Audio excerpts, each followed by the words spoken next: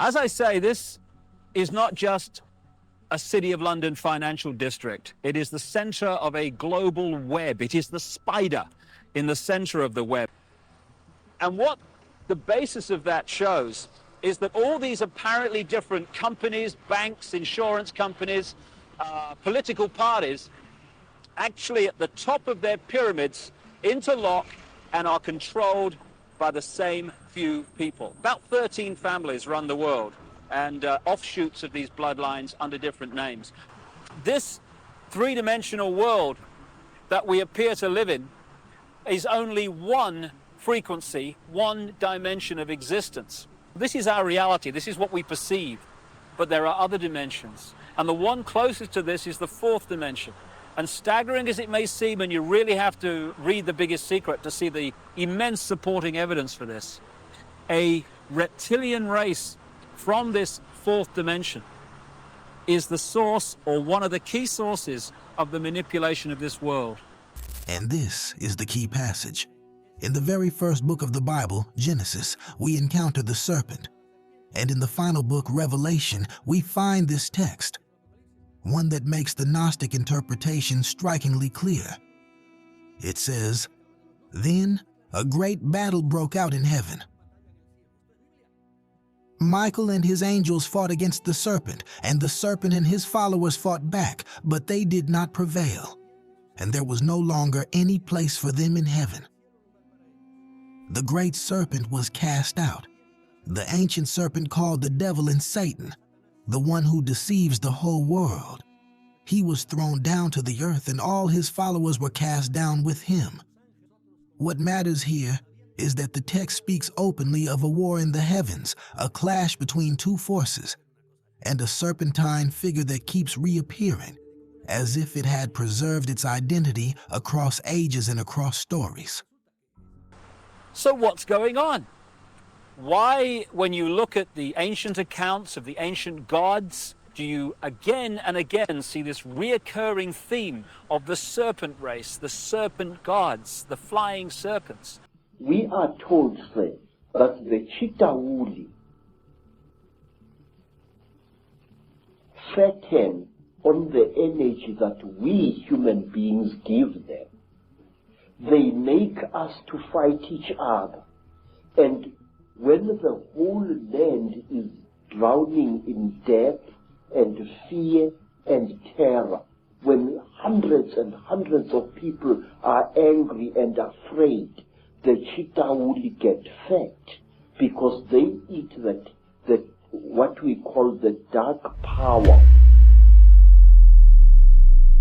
Throughout time, a few individuals have managed to see beyond the surface of the world, not because they were special, but because they dared to look where no one else was willing to look. Because they dared to question the official version of reality and open their eyes to something that had always been there, yet hidden in plain sight. One of them was Salvador Freixedo, an ex-Jesuit who chose to break away from the institution and follow his own path. His awakening led him to uncover what many fear to admit, that non-human forces have influenced humanity since ancient times, shaping our perception and our emotions from the shadows. In another corner of the world, Credo Mutwa, heir to ancestral African knowledge, spoke of the very same thing. He described those same entities, those same invisible forces that manipulate human consciousness without chains, because they do it through fear and ignorance. And more recently, David Icke gathered these testimonies, connected them, and took them even deeper, revealing the hidden structure behind all these stories. The control is not physical. It is mental, vibrational, spiritual. 3 voices, 3 completely different paths, 3 visions separated by continents, cultures, and eras. And yet, when we listen to them together, they form something we can no longer ignore. A repeating pattern, a truth that has been silenced, a message that travels through time. What you are about to witness is not meant to feed fear or paranoia. Quite the opposite. Because once we understand how control operates, we also realize that it only works while we remain asleep, while we forget who we truly are. This knowledge is a lantern burning in the middle of the labyrinth, a reminder that reality is not a prison wall, but a conscious video game in which each of us can awaken, take the controller, and rewrite our own story. The shadows only dominate when we fail to see the light. And these three visions, Freixedo, Mutwa, and Ike, do not come to frighten us. They come to remind us that the light has always been within us. Prepare to enter a realm where the pieces finally fit, where the hidden becomes visible, and where the truth, far from disturbing, sets you free.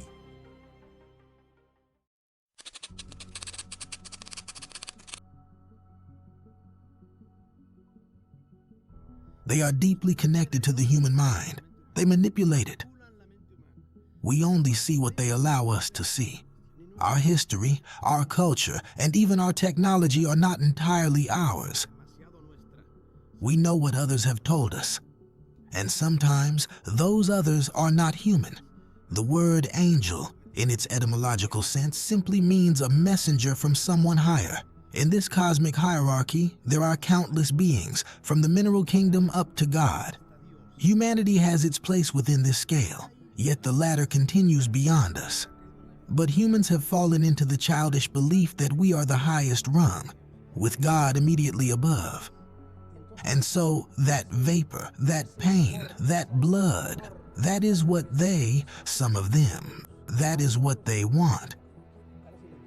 In ancient times, sanctuaries were expectant because God was coming. Today, do you know how that has been replaced? With a stadium full of people, the human brain emits waves. Now, 100,000 people in a soccer stadium? That is a flow that they, some of them, pick up. What if humanity were not at the top of the evolutionary chain? What if behind religions, wars, economic crises, and suffering, there was something more? Salvador Freixedo, a former Jesuit priest, dared to say it out loud. Human history has been manipulated by invisible entities that control us from the shadows. He didn't speak from fantasy or delusion, but from a life entirely dedicated to observing, investigating, and connecting the dots that no one else dared to see. He was expelled from the church for telling the truth, silenced by the system for revealing the forbidden.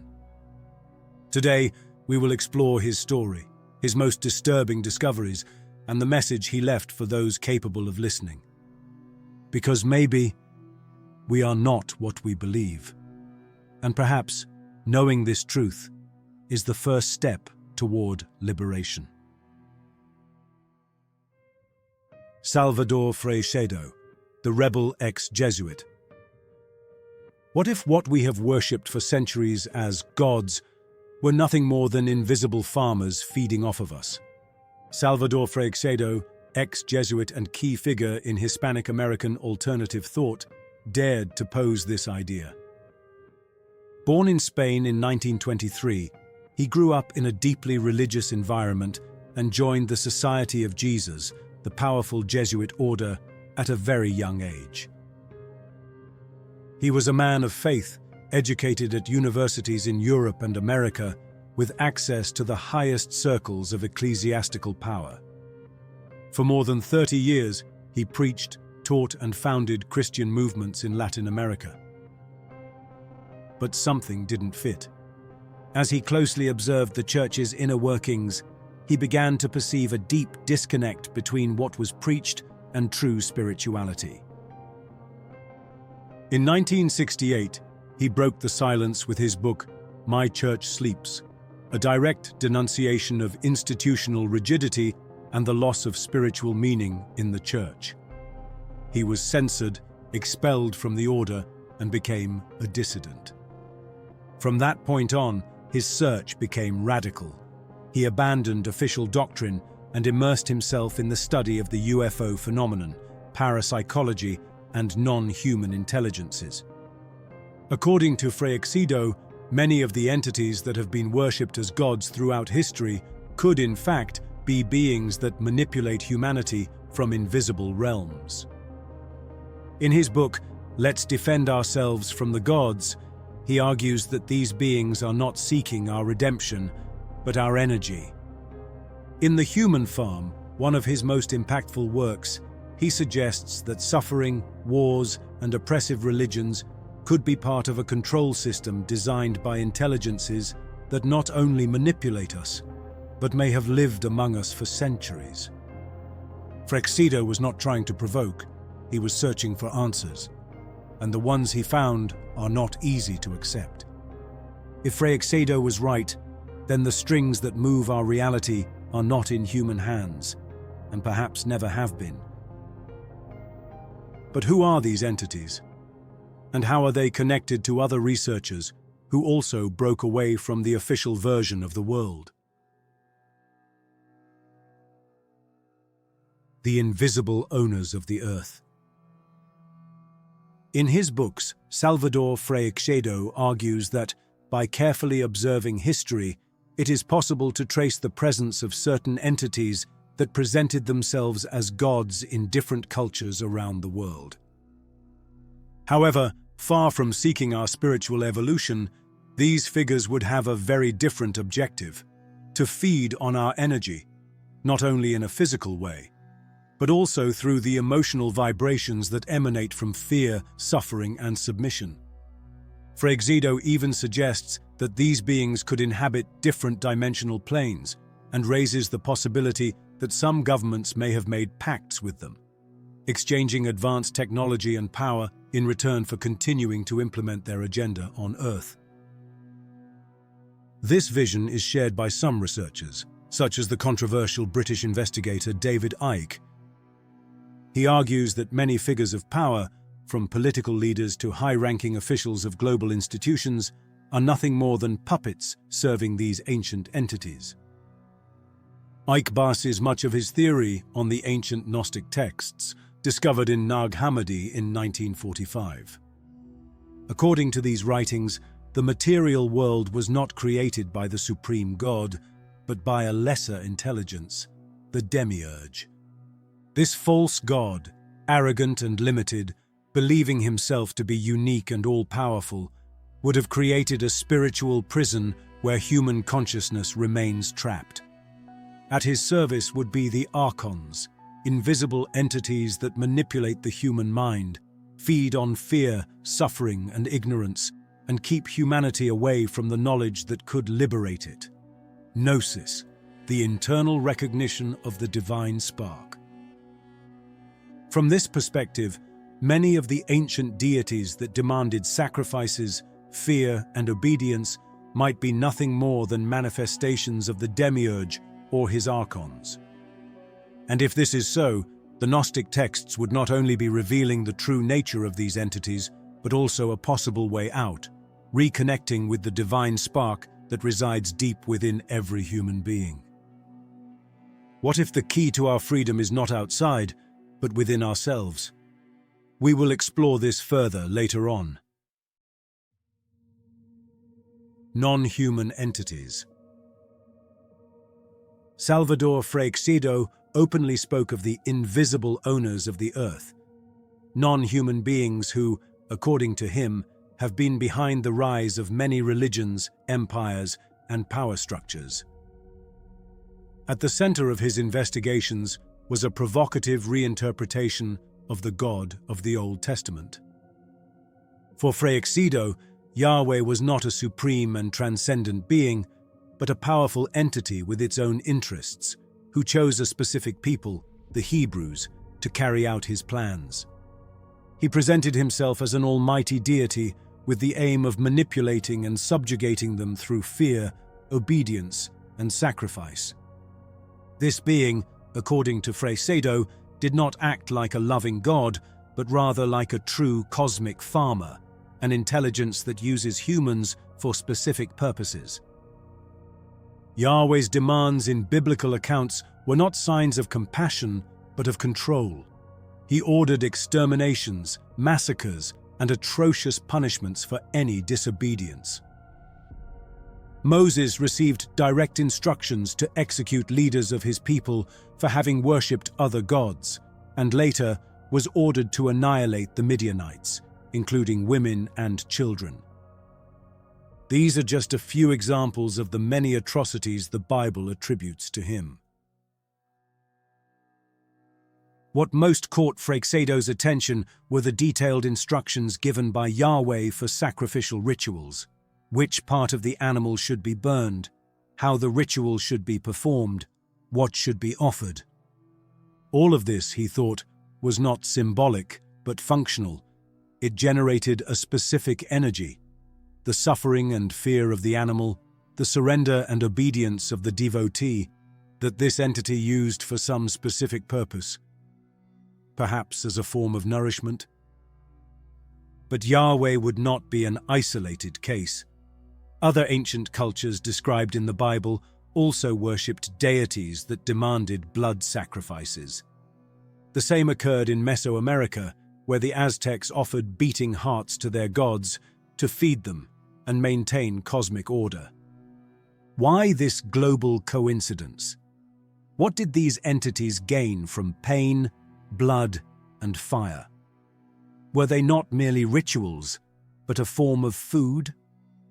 Freixedo speculated that perhaps these forces needed that dense, low-vibration energy to manifest in our dimension.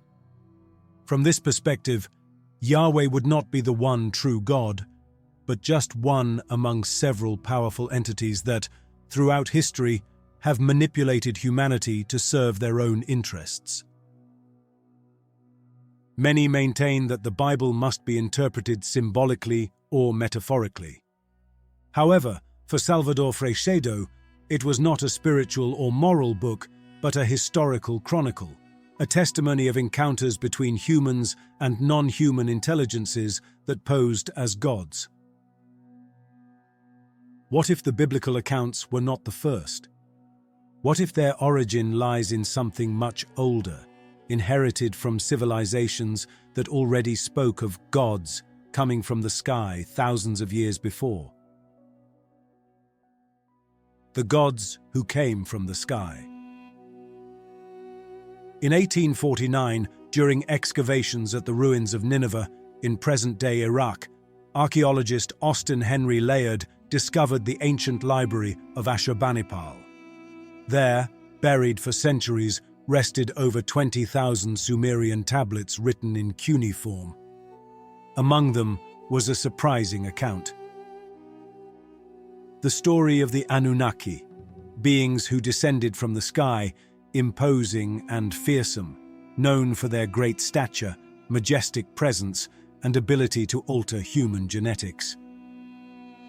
They were not simply venerated deities, but cosmic engineers who, according to the texts, created human beings as a modified species to serve them. What is most disturbing is that many of these ancient narratives coincide point by point with passages from the Bible. The most evident example is that of the Great Flood, which appears with similar details in the Epic of Gilgamesh, centuries before being recorded in Genesis. Perhaps the very story of the Garden of Eden was referring to that genetic modification by the Anunnaki. Freixedo suspected that these similarities were not mere coincidences. In fact, he believed that much of the Old Testament may have been built upon much older stories, borrowed from Mesopotamian cultures.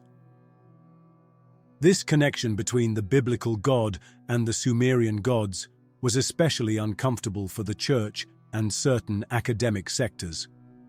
According to him, this information was hidden because it called into question the pillars of official religion and suggested an unsettling possibility, that religions were not born to bring us closer to the divine, but to keep us under control. This view gains even more weight when studying the heavenly hierarchies in Christian tradition. Seraphim, cherubim, thrones, dominions, principalities. What if they were not messengers of divine love, but parts of a sophisticated non-human power structure? The Book of Enoch, excluded from the canonical Bible, offers more clues. It tells how certain angels, called Watchers, descended to earth, took human women, and begot giants. The Nephilim. These angels taught men forbidden arts, such as sorcery, astrology, and metallurgy. Their rebellion was punished, according to the text, by God. But who really were these Watchers? Some contemporary researchers have directly linked the Anunnaki to the Watchers from the Book of Enoch, suggesting they might be the same entities known by different names in different cultures. If this were true, then these entities, whether called gods, Watchers, fallen angels, or Anunnaki, have been involved in a vast operation of manipulation and energy extraction since ancient times. And if they never left, are they still operating from the shadows? Could it be that today, under new names and more sophisticated methods, they continue to control humanity? It's enough to look at the modern world: endless wars, economic crises, global fear, slavery disguised as progress. Everything suggests these entities have not disappeared. They've only evolved. They no longer need temples. Now they feed on collective fear, daily anxiety, the suffering of millions trapped in systems they neither understand nor can change. But if they haven't vanished, can we find proof or evidence of their presence in the world today? UFOs, the gods in disguise.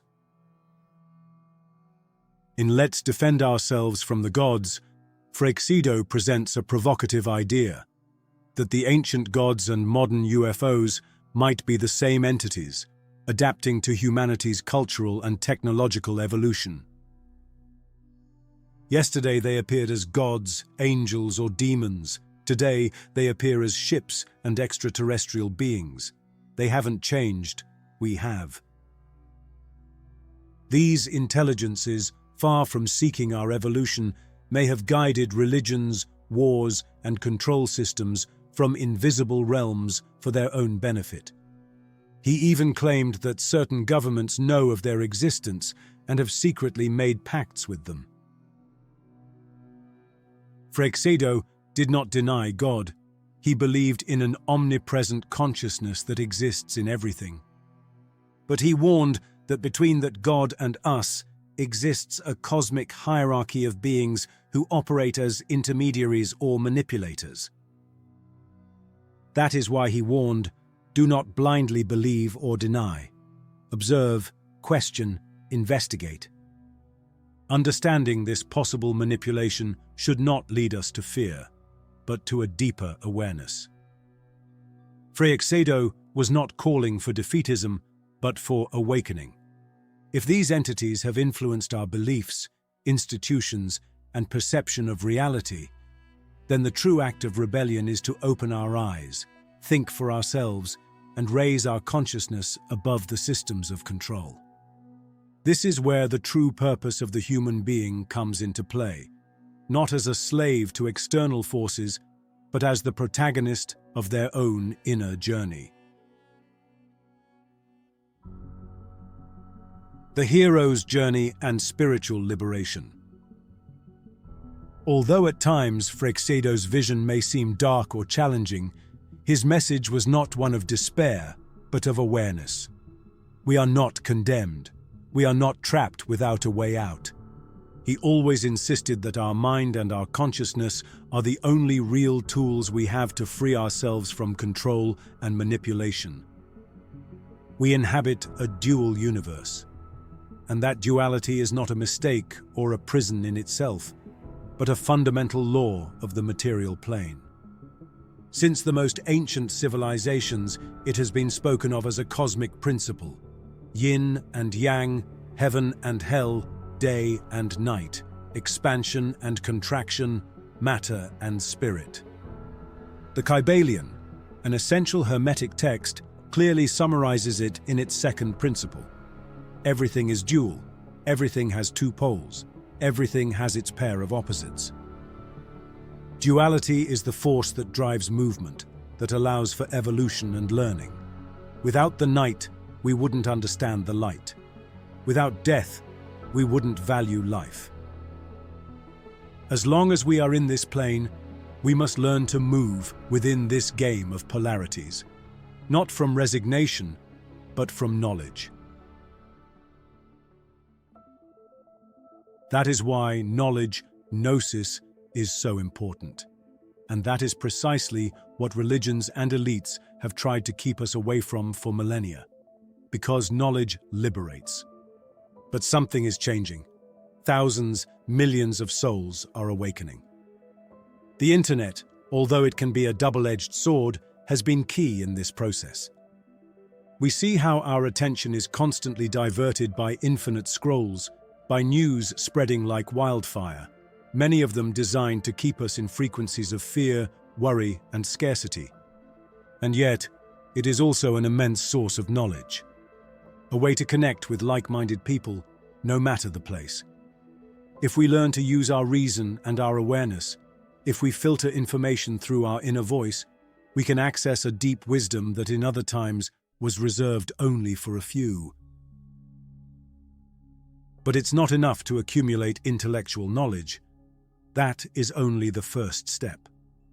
True wisdom is found within us, in the awakening of that divine spark we all carry inside, in the profound act of remembering who we truly are. Freixedo understood it this way. Yes, there are entities that might feed on our densest emotions. Just as we consume plants and animals to live, there may be beings that feed off human effort and emotional fields. But that does not make us inevitable victims. We have the power to decide what kind of energy we generate. And there lies the key. If we live trapped in states of fear, anger, guilt, or resentment, we align with the lowest frequencies of the system. But if we cultivate love, compassion, gratitude, creativity, or peace, we raise our vibration above that influence. We stop being cogs. We begin to be consciousness. The Gnostics, in the early centuries of Christianity, spoke of a humanity trapped in an illusory world governed by archons, intelligences that kept souls asleep, caught in a cycle of suffering and forgetting. But they also taught that within each human being there is a divine spark, a sacred seed that comes from the true world, and that this spark can be activated through gnosis, an inner knowledge, not intellectual but spiritual. To know the truth is to remember who we are, where we come from, and where we can return. According to this vision, awakening is not an external struggle, but an internal rebellion. A sacred act of memory that dissolves deception and breaks the veils of ignorance. This connects deeply with the teachings of many sages throughout history. Jesus spoke of the kingdom of God as something that is within us. Buddha taught that enlightenment comes when one sees clearly. The alchemists sought to transmute the lead of the soul into spiritual gold. All pointed to the same thing: the awakening of consciousness as the path to liberation. And that awakening is not passive, it is deep work. It is the hero's journey Joseph Campbell spoke of. A journey of the soul that goes through trials, falls, rises, dies symbolically, and is reborn. Many feel deep down that they don't fully belong to this world, that there is something more, that they have been here before. Maybe it's true.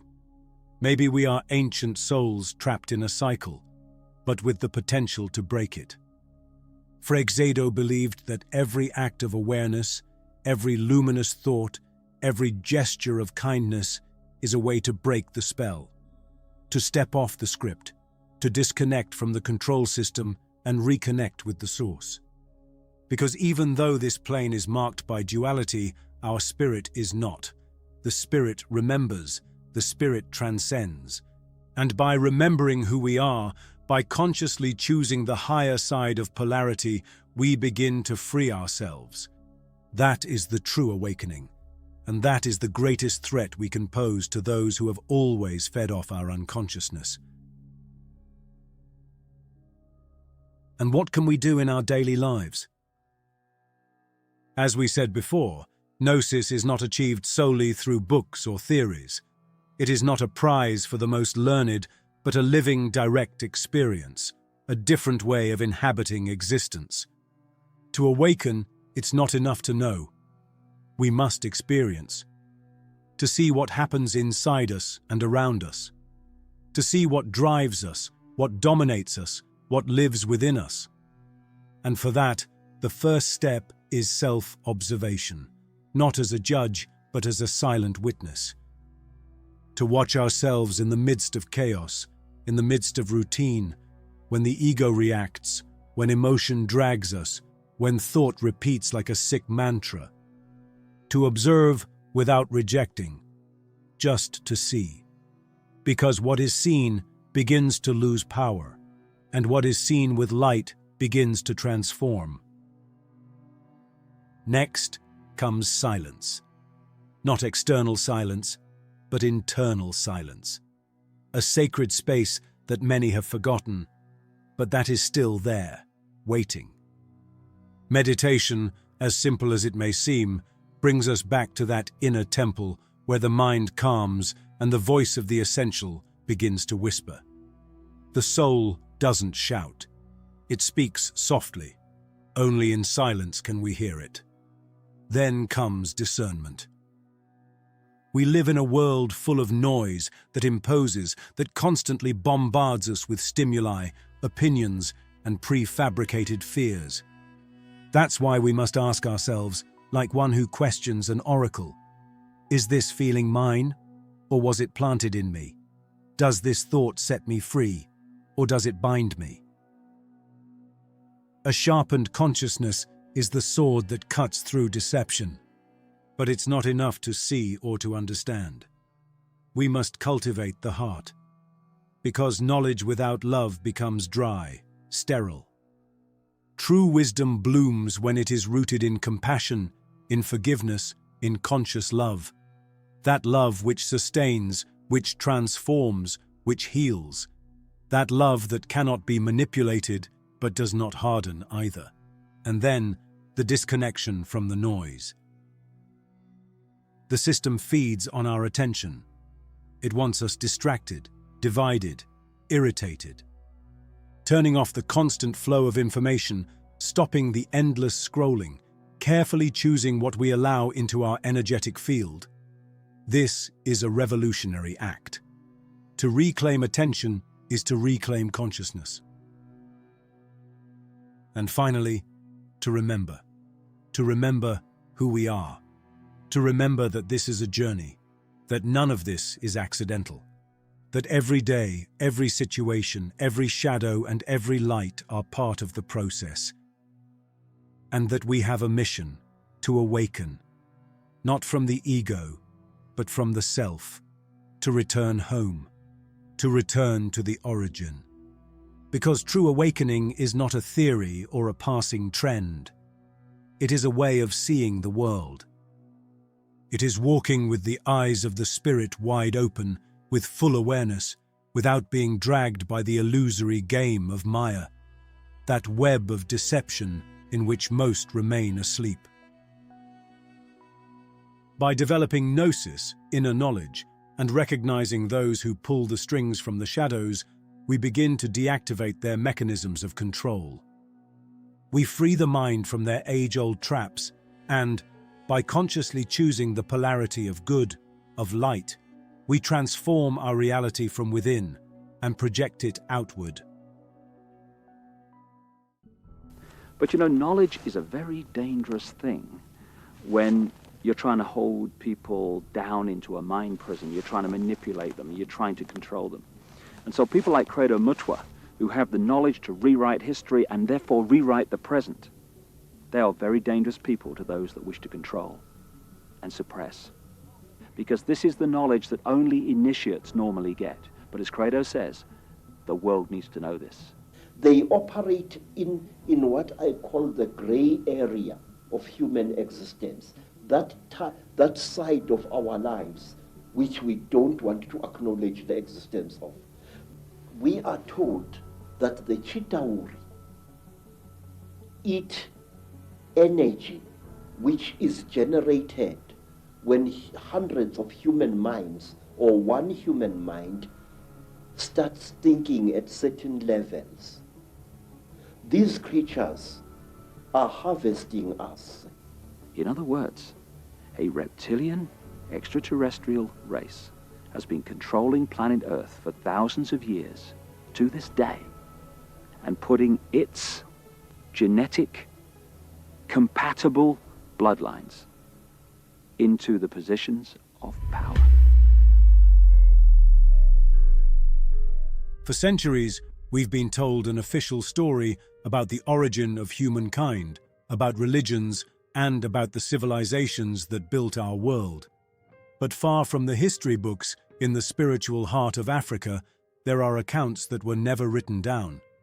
Stories passed on in secret, generation after generation, by word of mouth. Stories that speak of beings who descended from the sky, of entities that altered human consciousness, and of guardians of knowledge who, in silence, preserved truths the modern world refuses to accept. One of those guardians was Credo Mutwa, a Zulu shaman who dared to break the silence, an elder who claimed to have seen with his own eyes the gods that rule this world from the shadows. This is his story, and what you're about to hear may forever change the way you see reality. Who was Credo Mutwa? Credo Vusamazulu Mutwa was born in 1921 in a South African village. His full name means the one who awakens the people. But his story cannot be told like that of an ordinary man, because Credo Mutwa was not an academic nor a scientist recognized by Western institutions. He was something far more powerful and at the same time far more feared. A Sanusi, an African shaman, a guardian of the most ancient secrets of the continent. In Africa, for millennia, knowledge was not written in books. It was passed down orally, through elders, healers, sages. It was sacred knowledge, protected, and only given to those who were ready to receive it. From a very young age, Credo was initiated into that lineage. It was his grandfather, also a healer, who instructed him in the mysteries of the body, the soul, and the universe.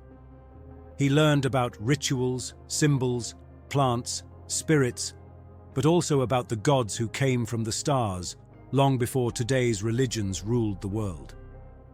Years later, with a firm and fearless voice, he decided to break the vow of silence and reveal to the world what he had learned. The Chitauri, the sky gods who altered the human being. Among all the knowledge that Credo Mutwa received from the elders of his lineage, there was one he could never forget. A story as strange as it was disturbing, but also, in many ways, too consistent with what many cultures around the world have whispered in hushed voices for centuries. That story spoke of the Chitauri, reptilian entities who, in ancient times, descended from the sky in shining ships, wrapped in fire and thunder. According to what was passed on to Mutwa, before their arrival, humanity was completely different from what we know today. Human beings were not divided into men and women. They were complete entities, self-sufficient, integrated in body, mind, and energy. They didn't use words either. They communicated directly through the mind by means of images, sensations, and pure thoughts. There was harmony, because there was no separation, and the human being lived in communion with the earth and the cosmos.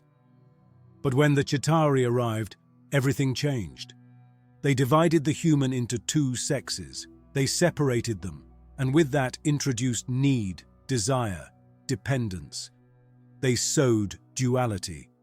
They also gave them spoken language, and although it may seem like a gift, Mutwa described it as one of the most effective tools of control, because by using words instead of thoughts, the direct connection was broken. Misunderstandings, lies, and confusion arose. Conflict settled in, and the most disturbing part, they put them to work in mines.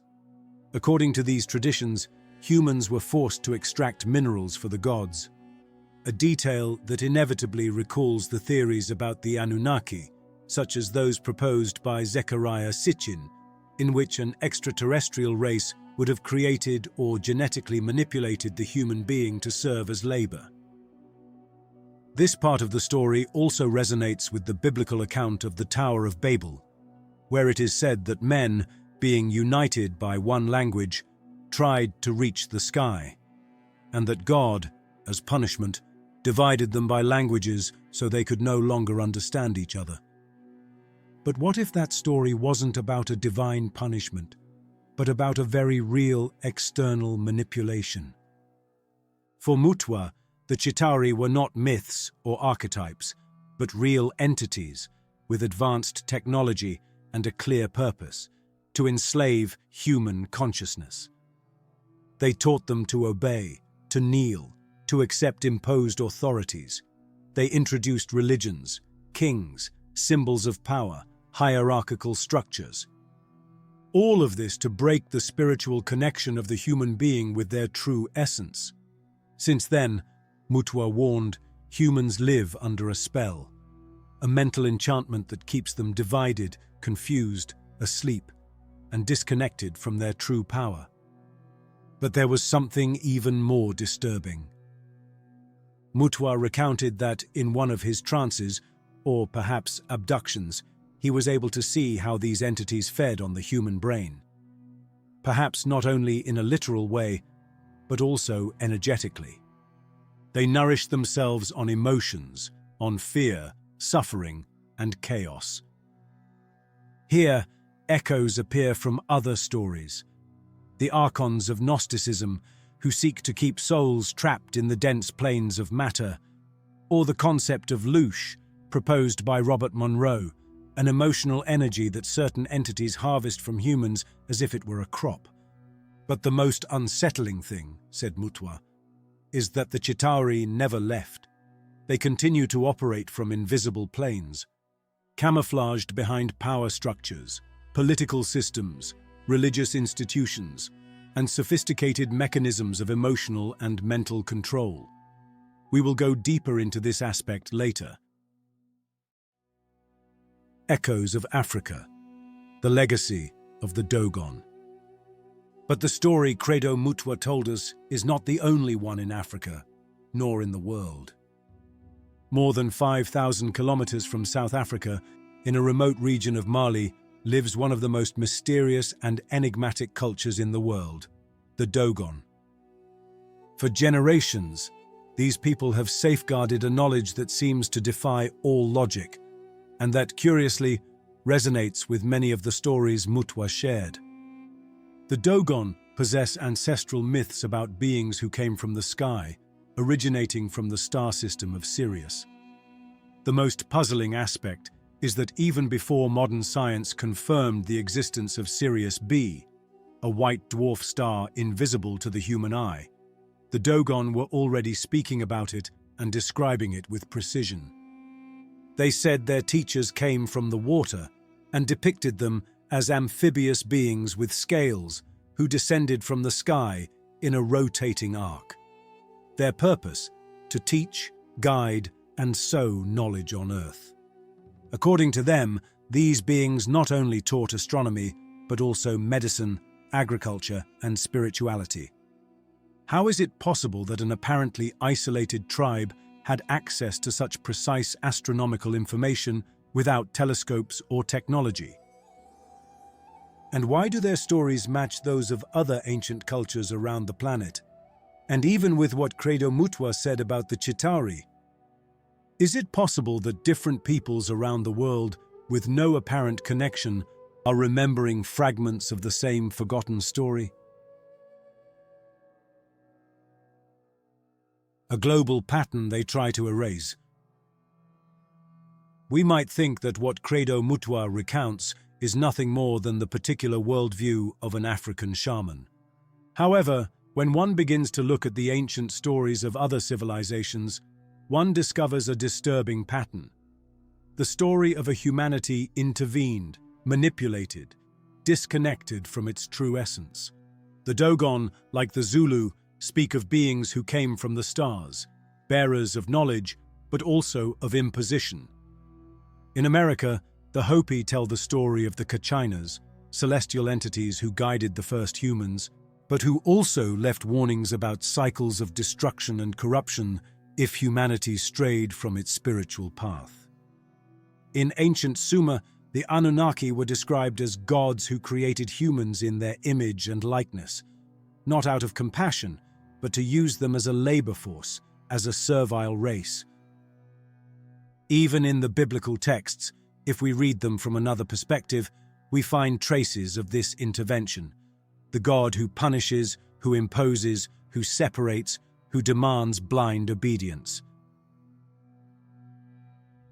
David Icke, one of the most controversial yet persistent authors in this line of thought, draws from many of these traditions and arrives at a radical conclusion. These entities never left. They weren't just figures of the distant past, but in his view, they continue to act today, operating from the shadows, maintaining control through political, religious, and technological structures. And it is here where Mutwa's story, instead of sounding like a legend, begins to seem like a warning, or even a clue to a much larger puzzle. The hidden bloodlines and the new mechanisms of control. According to David Icke, these beings or entities that were once worshipped as gods in ancient times never disappeared. Instead, they camouflaged themselves in new forms. Dynasties, royal bloodlines, power structures that have endured for centuries. Throughout history, many royal and aristocratic houses have claimed the so-called blue blood, a purity of lineage that, for Icke, is not merely symbolic. He argues that many of these elites descend from those very same beings who once intervened in humanity, and that, generation after generation, they have maintained their power through manipulation, secrecy, and social engineering. How do they operate today? Not with spears or divine lightning, but with orchestrated wars, induced economic crises, waves of insecurity, collective fears, and above all, constant division. When people are fragmented, polarized, when they live in fear or despair, they fall into low-vibration emotional states, rage, anguish, guilt, apathy, and from there, they are much easier to manipulate. In the past, this was done through imposed religions or ideologies. Then came the great instrument of 20th century control, mass media, which fixed a narrative, an official version of the world, and installed fear as a form of invisible governance. But the most effective tool came later, social media. With it, they no longer need to watch us directly. We ourselves voluntarily hand over our data, our emotions, our thoughts. And the worst part, they have fragmented our attention, polarized us into irreconcilable sides, and made us live permanently in survival mode. Instead of unity, collaboration, or spiritual awakening, what reigns is constant conflict, noise, distraction, and loneliness. This is how control is perpetuated, because when we are not at peace with ourselves or with others, when we are divided, exhausted, and disconnected from our essence, it is much easier to keep us asleep and manipulate us. But not all is lost. Even if this message may seem dark, if we know how to channel it, this information can become a true catapult toward a state of fulfillment, transcendence, toward true enlightenment, or gnosis. The purpose of this knowledge is not to fall into defeatism or become trapped in dark theories that only drag us down further. On the contrary, It is about understanding that we are immersed in a kind of video game, an informational hologram. And when we understand the nature of the screen we are playing on, we gain the power to transcend it. Perhaps we came here for a reason. Perhaps it was our own decision. And when this begins to resonate within us, something rises. Everything external loses weight. We begin to understand who we truly are and how we can free ourselves from those forces that drain our energy and keep us in ignorance. Only then do we begin to truly live, and even glimpse the possibility of transcending this screen and reaching the next level.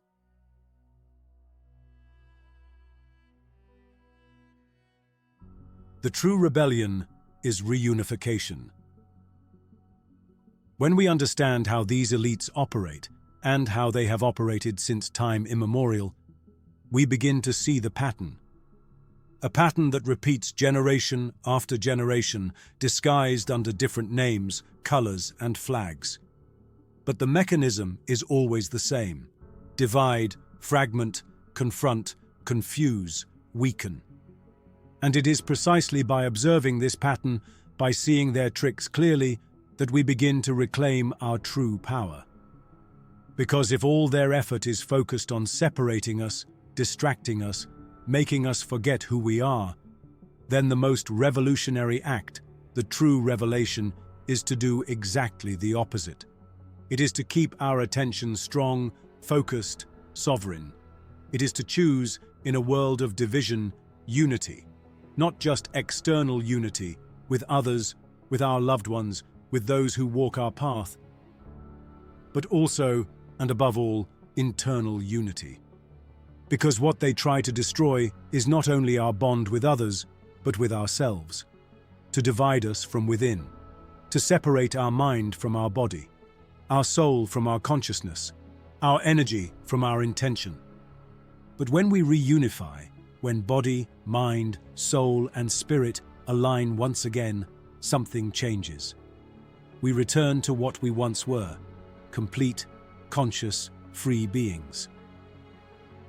And then we understand that the war was never about our jobs, nor our money. The war was always for our soul. And that is where our true power lies. Inside us. In that part no algorithm can reach, no empire can control.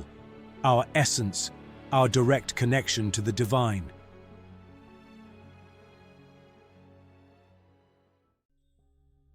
Return to the center. Recover your energy. Faced with a system designed to scatter us, exhaust us, and keep us in survival mode, the true revolution begins with simple but powerful decisions.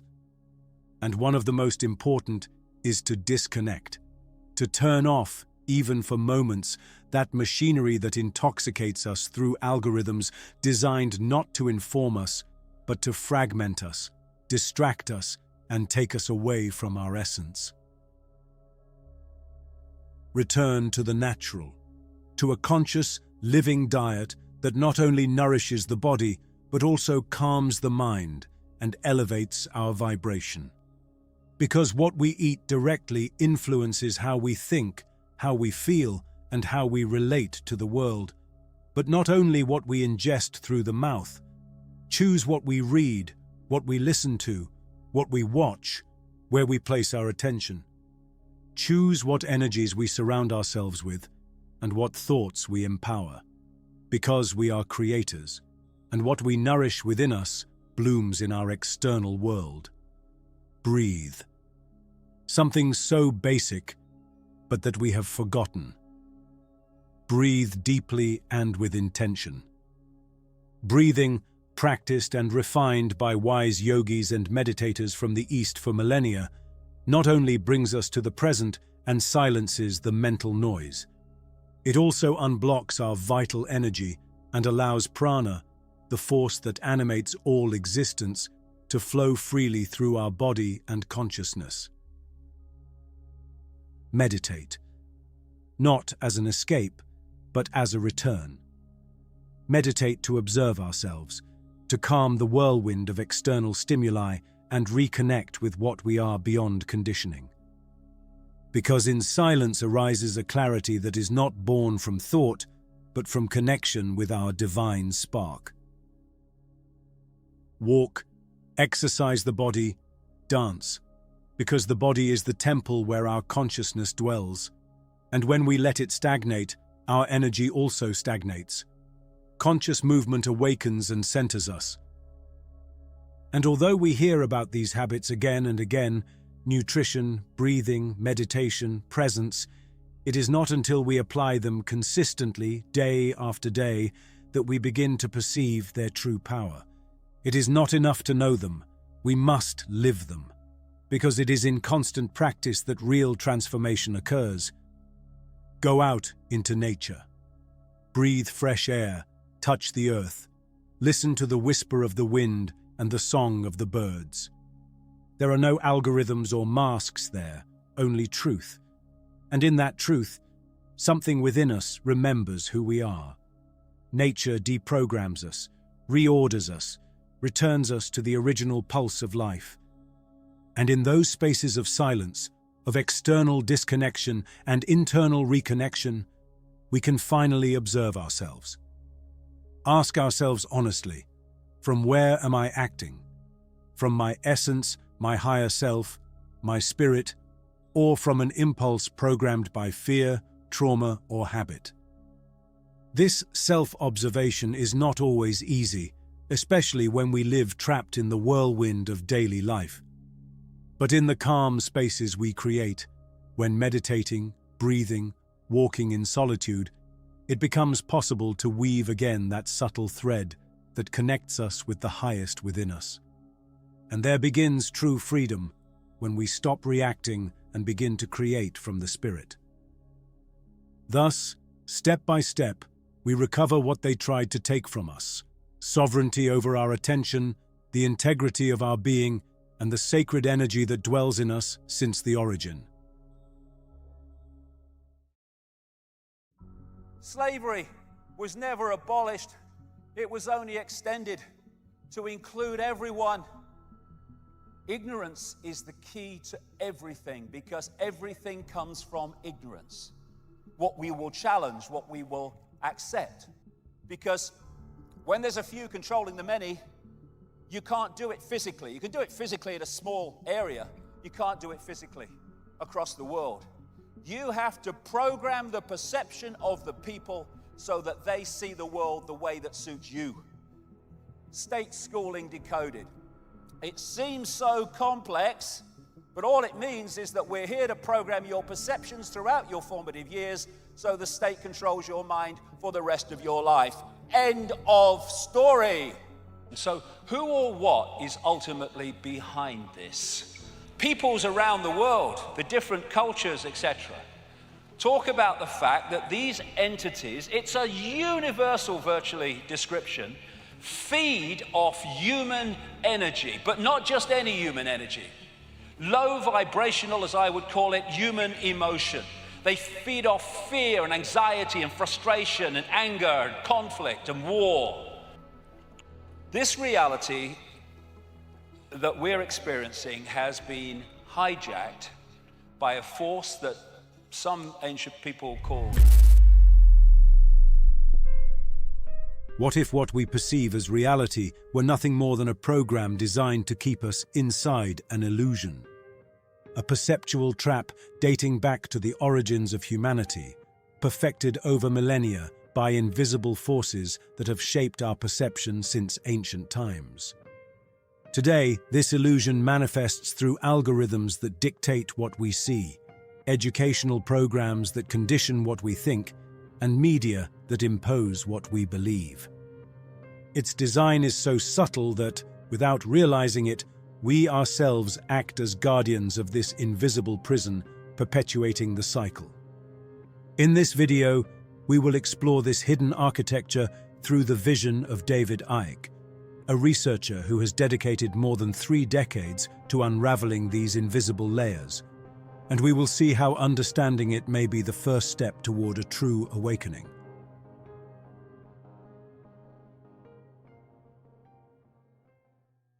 The Metamorphosis of David Icke. In the 1980s, David Icke was a respected figure in the world of British sports and television. A former professional football player, sports presenter at the BBC, and spokesperson for the UK Green Party. His life seemed to follow a conventional and successful path, with a stable and recognized public profile. However, in 1990, a transformative experience with a psychic led him to question everything he thought he knew about reality and human existence. This revelation, which included messages from the spiritual world and a sense of higher purpose, drove him to abandon his stable career and embark on a journey of deep investigation. What he discovered was neither comfortable nor politically correct. Global manipulations, perceptual control, and alternative realities that challenged the established structures of society. Because of this, he soon became the target of massive ridicule. The media mocked him, censored him, and branded him insane.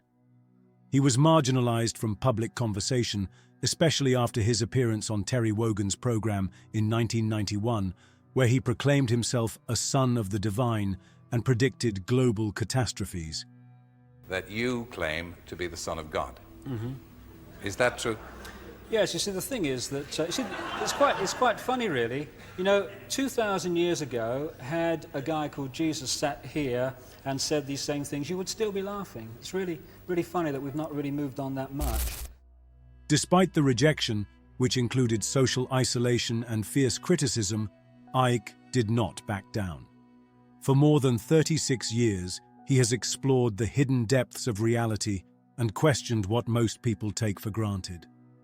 This difficult journey not only allowed him to glimpse beyond the veil of illusion, but also positioned him as a renegade who, over time, has been validated in many of his predictions about global control and manipulation.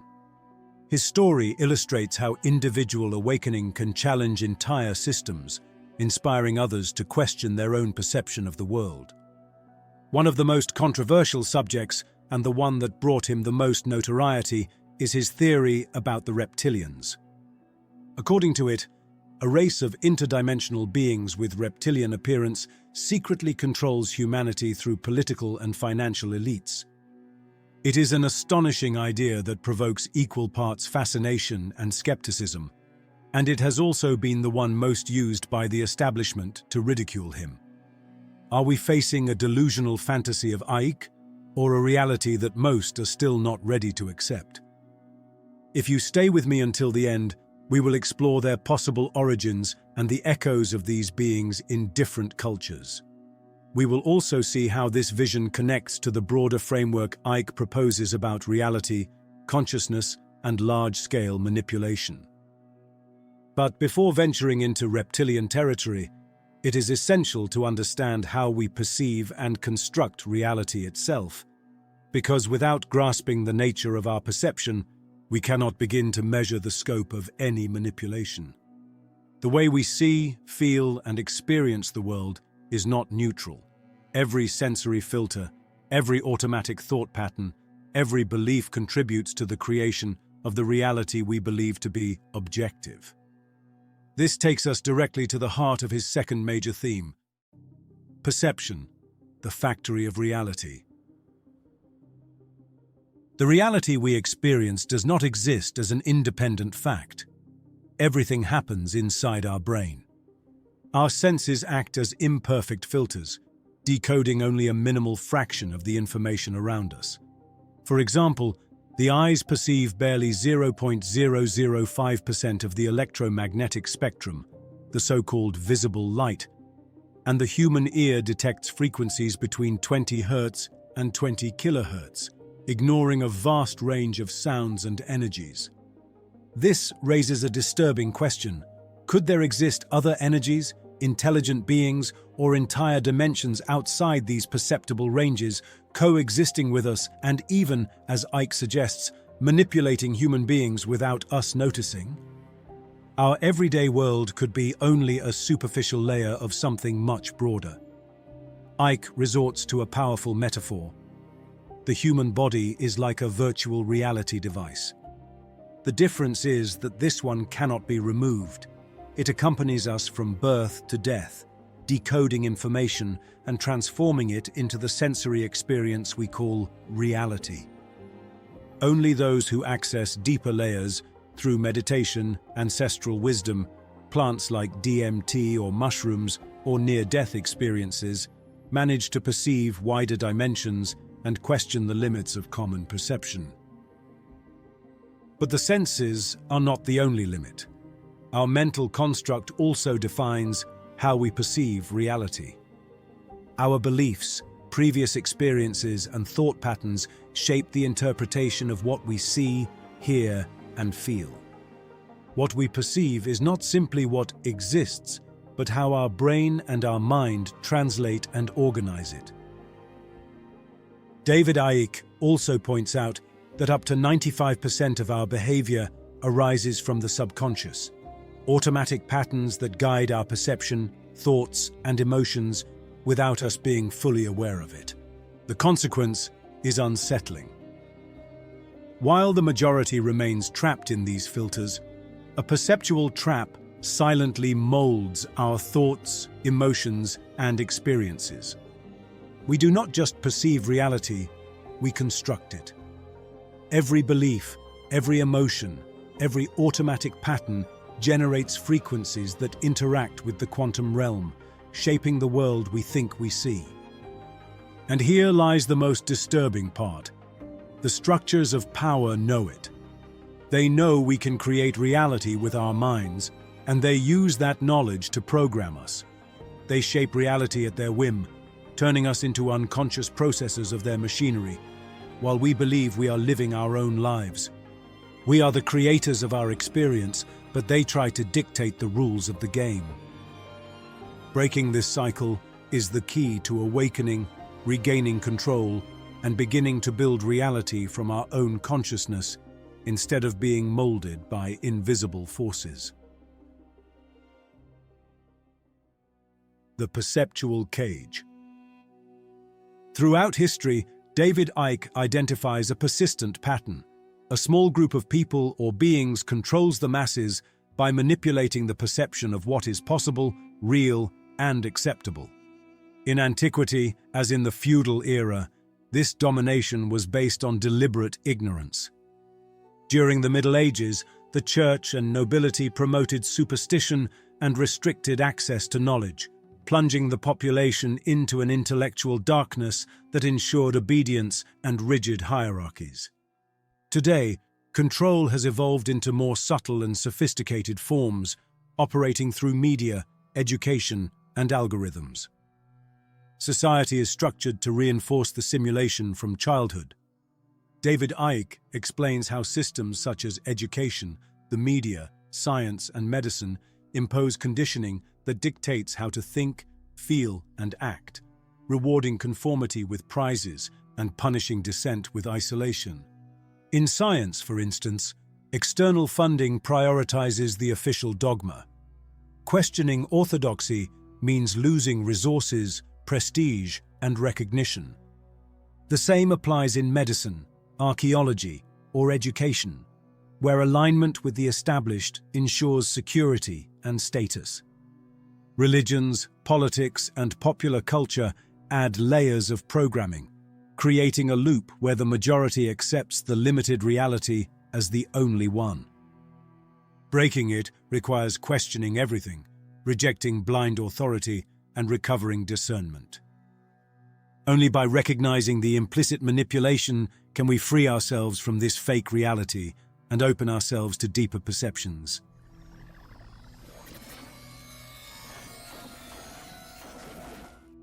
Programmed amnesia. In this digital era, something far more sinister is taking place than it seems. Our memory is being silently eroded. Algorithms not only know what outrages us or when we feel lonely, but they predict the exact moment when we crave attention. And when that moment comes, they don't just offer us what we want to see. They build who we become. They don't wait to discover who you are. They decide in advance what options you will see, what news you will consume, what trends you will follow. In other words, they manufacture for us an invisible reality to which we never gave our consent. This is not just manipulation, it is a structural erosion of the self. By living trapped in a constant flow of stimuli, short videos, notifications, instant information, our nervous system becomes overloaded, oscillating between apathy and agitation. Our brains, designed to process experiences with focus and depth, cannot transfer memories from short to long term under this fragmented bombardment. What we live barely registers, as if written in sand that the tide erases. Conversations, moments, and even recent emotions vanish easily. Neuroscience confirms that without deep concentration, there is no solid memory. But algorithms know how to exploit this fragility. They fragment our attention, break the continuity of our thought, and make us forget not only what we have lived, but who we are. As David Icke warns, if they fracture your memory, they fracture your identity. And if they fracture your identity, they no longer need to control you, because you will do it yourself. How to know if this is already happening to you? Maybe you used to be curious, passionate, or motivated, and now those traits feel distant, almost unreachable. You begin to believe that none of it matters. Meaning starts to dissolve, and apathy spreads silently. It is not just exhaustion. These are the final symptoms. Your self becomes truly vulnerable. And at that point, you are ready to be rewritten. And then, it is no longer you who writes your story, but them. That is the final result of the experiment. A fragmented and vulnerable mind, ready to be reprogrammed according to the narrative they choose, using your own biology against you. Later, we will explore how to reverse this process and regain control over who you are. Reality, a false copy. The reality we experience is nothing more than an illusory surface, a distorted representation of something much deeper. The ancient Gnostics held that this material world was a defective copy, created by a demiurge, a false inferior god that imitates a higher universe of spiritual perfection. In this scenario, human souls were captured, trapped in matter, and forced to reincarnate again and again in the wheel of samsara, unable to return to the true source of infinite consciousness. David Icke takes up and updates this vision. According to him, our body is nothing more than a biocomputer, a wave information decoder that translates the intangible into what we perceive as solid and real. The simulation does not exist outside of us, but in our internal processing.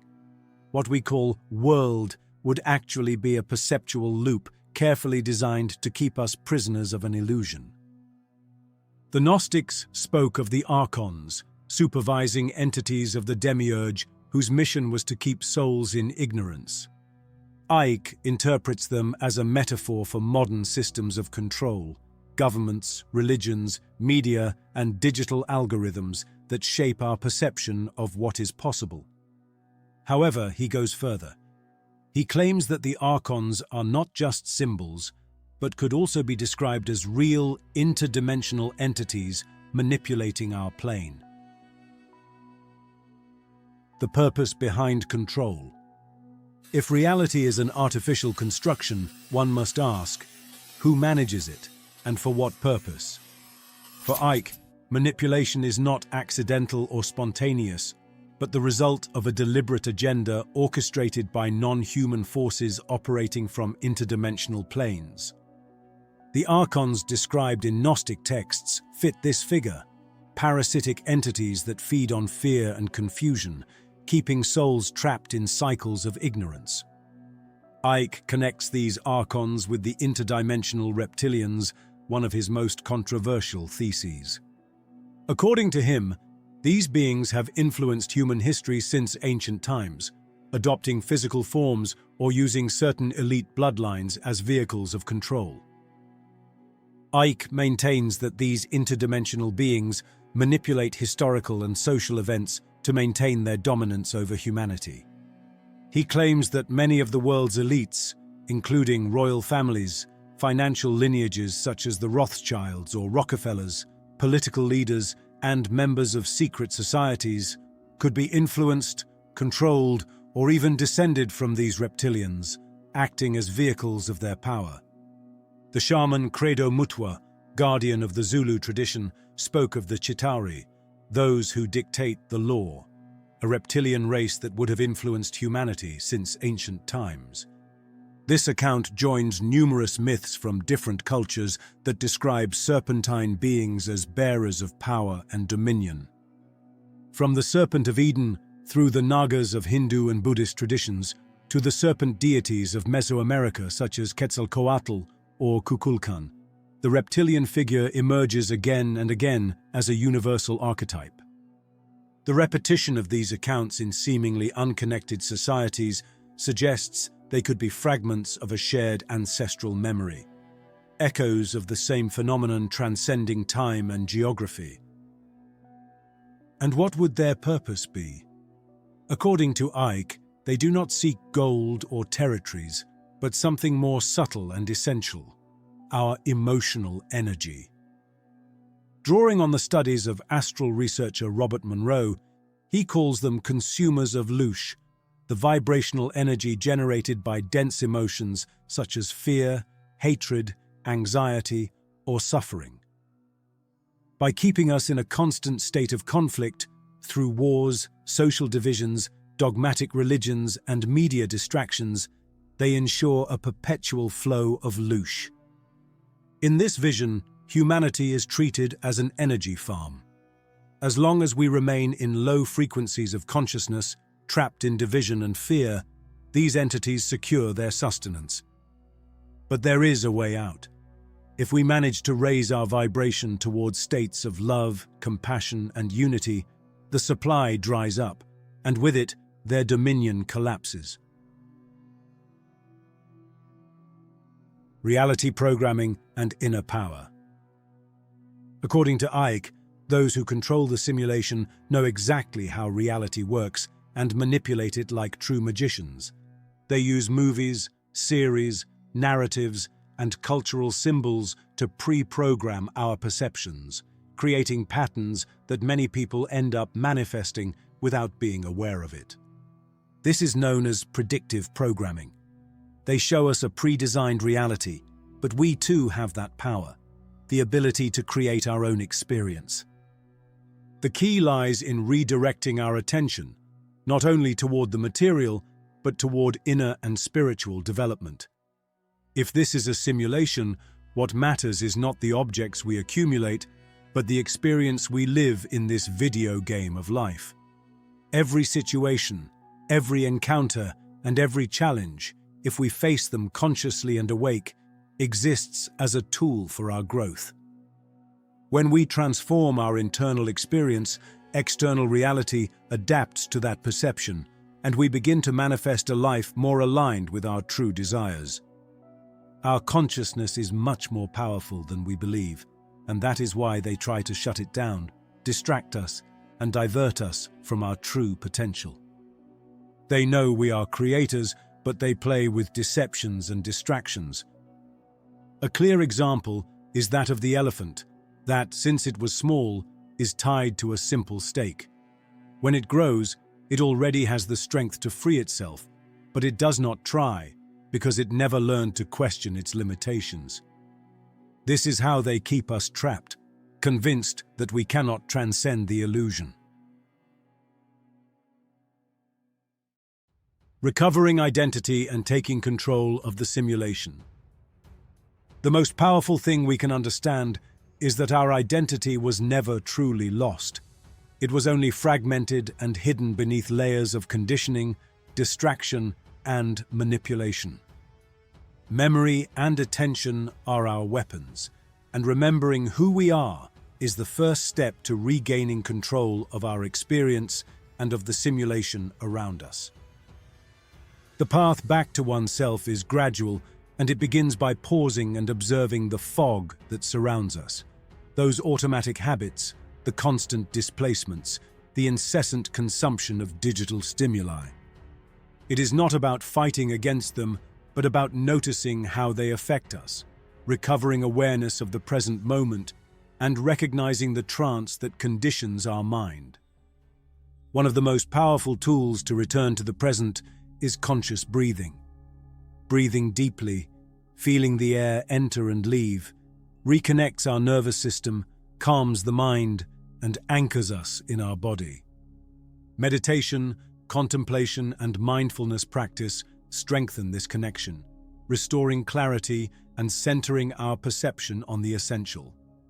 Going out into nature, feeling the body, walking, listening to the wind or the sounds of the environment reminds us that we are living, energetic, and present beings. Recovering identity also means rediscovering what was buried: dreams, passions, instincts, and the wild strength of our being that, although silenced, remains alive. Turning the everyday into sacred, every word, every action, every breath allows us to reconfigure our mind, reactivate our brain, and align our decisions with our deepest essence. This process requires perspective, understanding that the life we experience is only a moment within an infinity of time, that personal and collective evolution is continuous, and that remaining trapped in the lower layers of conspiracies or illusions is to waste the opportunity to awaken. The key lies in raising our vibration, keeping ourselves in states of love, harmony, compassion, joy, and peace, and from there, discerning truth from manipulation. By doing this, our projected reality changes, and everything becomes more fluid and connected. Remembering our identity is not an instant act, but a continuous journey. Each practice, each moment of mindfulness, and each conscious choice brings us closer to our center. And as we vibrate from fullness, manipulation loses its power, the simulation ceases to define us, and we recover the ability to live in alignment with our true essence. Beyond the illusion. David Icke's vision suggests that what we call reality is nothing more than the surface of a much deeper universe. Throughout history, from political and religious control to contemporary manipulation through the media, education, and technology, humanity has been led into perceptual traps designed to keep us within an illusion. However, awakening is possible. Every certainty questioned and every truth explored brings us closer to a freer consciousness. Perhaps the purpose is not to escape the matrix or flee from the simulation, but to transcend it from within. If everything is a game of consciousness, there is no outside to reach. The change happens here and now, when we open perception and understand that what we long for can manifest in this very plane. Only then can we aspire to free ourselves from the wheel of samsara. Awakening the inner spark, opening the heart, and living authentically allows us to go beyond fears and limitations. For Icke, this path, though challenging and often solitary, is profoundly transformative. Recognizing manipulation is not enough. True power arises when living from inner freedom, expanding consciousness, and choosing authenticity over conformity. Today, information and consciousness become tools of liberation. The final invitation is clear: question, observe, awaken, and act from your truth. Only in this way is it possible to transcend this illusion and participate in the creation of a free, open, and conscious reality. Thank you very much for watching until the end. I hope this information has been useful and enriching. See you soon.